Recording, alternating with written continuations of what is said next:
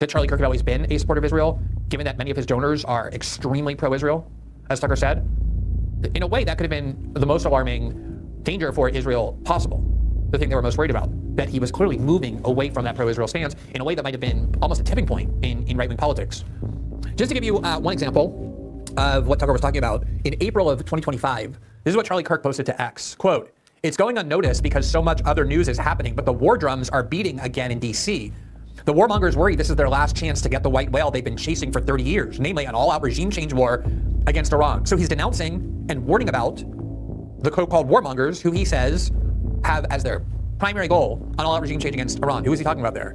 Neocons, Israel supporters, Israelis. Obviously, that's who had as their white whale an all-out regime change war against Iran. He was denouncing them and warning of their dangers. This is what he said, quote, "A new Middle East war would be a catastrophic mistake. Our military stockpiles are depleted from 3 years of backing Ukraine. Our effort to restore manufacturing has only just begun and will take years to bear fruit.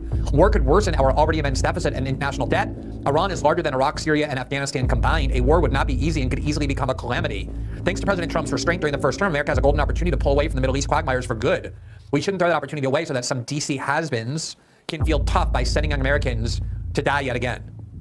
I mean, it's hard to overstate what a significant statement that was. He wasn't just warning about the dangers of a war with Iran. He was denouncing a very specific group of people in Washington, in the Republican Party and the conservative movement, calling them has-beens and warmongers, and warning about how they were pushing for regime change in Iran in order to benefit Israel. Now, what Charlie Kirk also was very loyal to President Trump, and oftentimes he would express these things, and he would find a way to still support Trump even when Trump did them. You can debate that. But in many instances, Charlie Kirk's become increasingly outspoken about his discomfort with the U.S.-Israel relationship.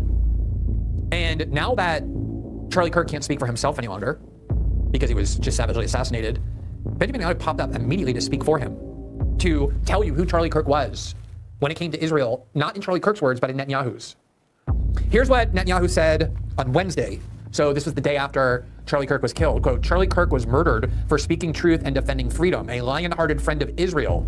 He fought the lies and stood tall for Judeo-Christian civilization. I spoke to him only 2 weeks ago and invited him to Israel.